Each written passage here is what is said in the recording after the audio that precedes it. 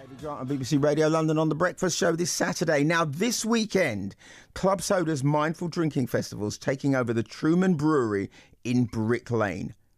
Mindful drinking sounds perfect for anyone like me who either doesn't really drink alcohol or wants to drink less, or anyone taking part. I drink a little bit from time to time, but I don't really, it's not a big deal.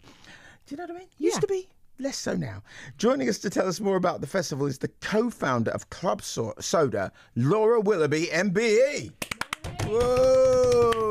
Good morning. How you doing, Laura? I'm great. I'm perky. It's a Saturday morning. Yeah, it really is. Before we even talk about this mindful drinking festival, can I just ask, because David's just got an MBE on after his name, and how did you get your MBE? Well, I've been a community campaigner since I was about 14, and I got it when I was 30 for services to the community in London. I was a local authority councillor in London for about 12 years and all sorts. I've done many things. That's amazing. And this is the latest thing. David actually said this to me about 10 minutes ago. He said, the lady that's coming in is amazing. I've been looking her up. Yeah, I did. I didn't look you up. Wow. I'm just interested in and I've how been you... so looking forward to you coming in as a result. Yeah. Oh man, I hope I'm not a disappointment. Community campaigner, I love it. So how do you get from being a community campaigner and getting your award for that? Which is political. Yeah, Mindful Drinking Festival. Well, actually, it's all very much a similar thing. I gave up drinking 6 years ago because, as you might know, politics is very much fuelled by lots of very cheap white wine. And I decided that I didn't want to drink anymore. And I realised at the time there was a gap for something to support people who weren't dependent drinkers, didn't need face-to-face services, but wanted to change their drinking habits. So all of us are a bit of an idiot with booze. And so that's where Club Soda came from. So I created a community. We've got 30,000 members, people all changing their drinking habits. And then our members are still people who like to go to pubs and bars. And so we're launching a pub guide this Sunday with Adrian Chiles of all the best venues across the country that have got great low and no alcohol options. That's so good. And then we developed the festival because there's suddenly people kept asking me what to drink instead, and I kept saying, well, there's these new alcohol-free beers out, technology's changed, there's alcohol-free gins, and so we're bringing 60 of those brands all under one roof for everyone to come and try. I'm so excited. Amazing. I tell you why it's amazing. I know that I don't drink at all. Yeah. I haven't done for 2 years, and for me, if I go out, I can't have cola because of the caffeine. Once it's the evening, you don't want to or either. I have sparkling water. Because you're not 12, you don't want cola. Yeah. But now there are, there's alcohol-free distilled botanicals like cedars and seedlip, which you can have with tonic. They go beautifully in cocktails. You can now get alcohol-free beer on draft. So you get all the flavour, but without the alcohol. Absolutely. You've got lots of bottles there, also, and I'm fascinated. Less calories, and you don't have a kebab on the way home. Win-win.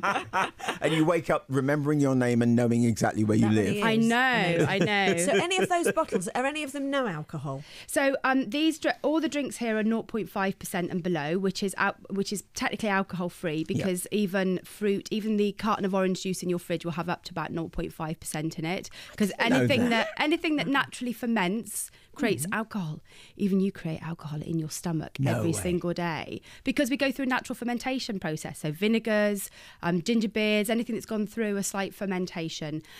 We've got one de-alcoholized beer, which is an Adnams Ghost Ship. Now, what's exciting about this, and you can try it if you want to, you're not forced to. Pour it out as you go. The big brewers are not just making alcohol-free beers, but they're making alcohol-free beers of their main showcase beer. I see. So they know what it should taste like. But more importantly... Yeah, we're just reaching over the desk to get this. More importantly, is they're saying, we're proud of our beer and we can do it in an alcohol-free version. We don't have to create something different with a different name that is different. Smells like beer to me. This is our signature beer. And I never drank beer when I was drinking, but now I'm a big alcohol-free beer fan because actually next to water, it's the healthiest thing you can drink in the pub. But Laura, how did the beer makers get persuaded to make alcohol-free beer? Because for a long time it was almost anathema. It was as though that's the rival or the enemy of real beer. Oh, you're right, and they're doing it because people are drinking less. Across the age ranges, but particularly young people. And so actually alcohol sales have plateaued in the UK. this is the growth market. So suddenly it's all gone a bit mental, and we've got 8 beers on tap and 15 beers altogether at the festival. We've got 6 botanical spirits. I love We've this got idea that adult you can craft go round sodas. and you can try all these different things and not get drunk. That's so brilliant. And then we've got loads and loads of workshops and authors, so all the quit lit authors and people who've changed their drinking. We've got model Ricky Hall, we've got Adrian Charles tomorrow, we've got author Catherine Gray. I was going to ask, so is Adrian Charles now a non-drinker or something? I don't know the story. Have I missed that? Well, he did a documentary in the summer called Drinkers Like Me, where he explored his drinking habits. That, you're right. And actually he's cut down because he now swaps out a lot of his beers for alcohol-free beers. So he's a big alcohol-free beer fan. But what made you start this? Well, if we come back to the original discussion that I'm a campaigner by background, what I'm been very interested in is when I go out to the pub and bar like you do, I want to be treated like an equal customer. I don't want someone to just shove a pint of Coke from a hose at me and go, here you are, that'll do for you. And so part of this and part of the work we do with pubs and bars as well is to say, actually, there's lots of people not drinking. We want our pubs and bars and social spaces to survive.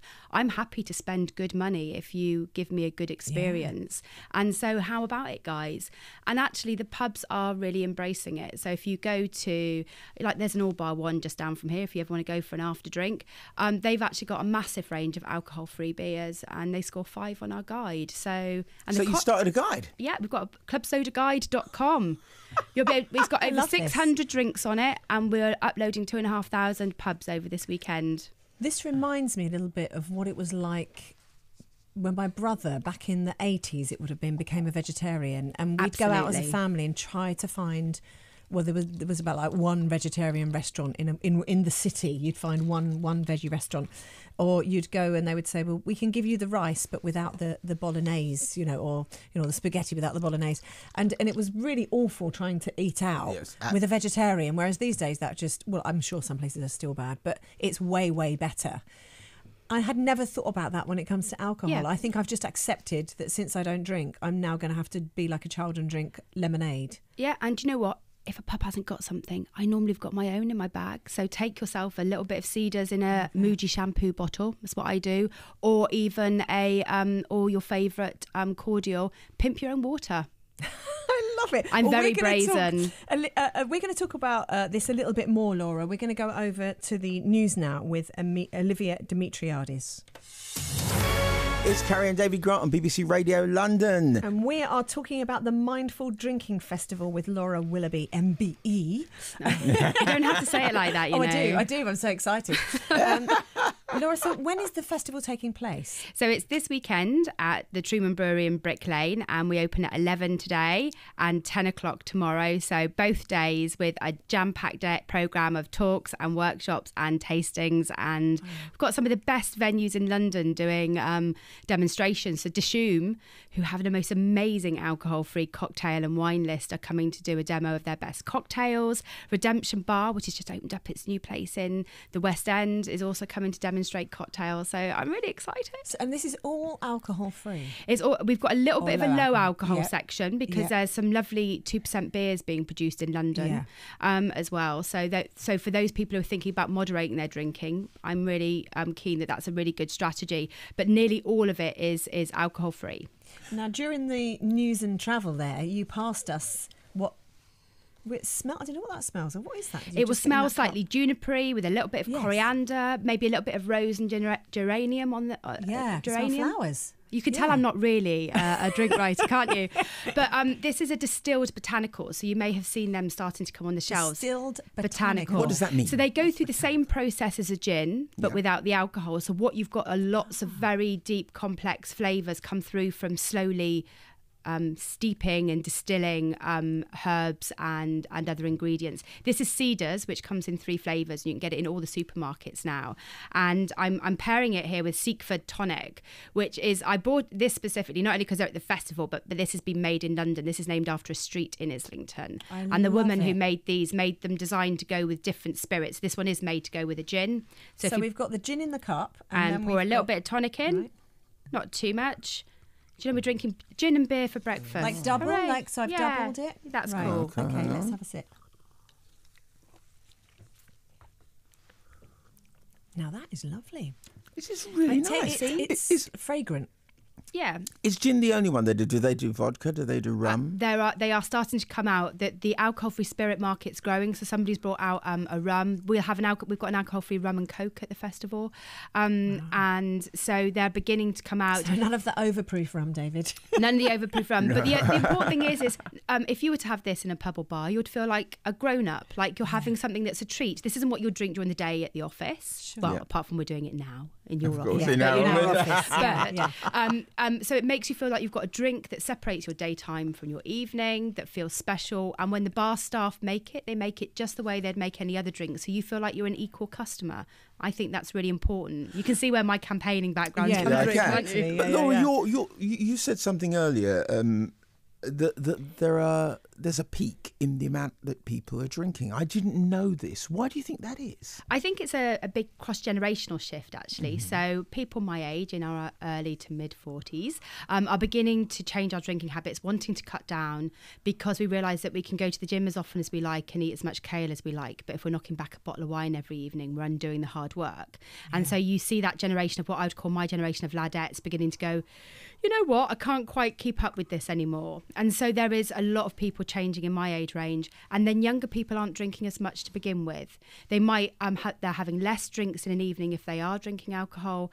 And alcohol's not as important. So they are making a decision about an evening out, which includes really good food and drinks, and care less if the drinks have got alcohol in. Do you think there's less pressure to drink now than there was in social situations? I think what I've been amazed about, so Club Soda's been going 4 years, and what I've been amazed about in that time is that the language is changing. We use mindful drinking. It's a really positive word. You don't drink very much, so it works for you. You don't drink at all, it works for you. Yeah.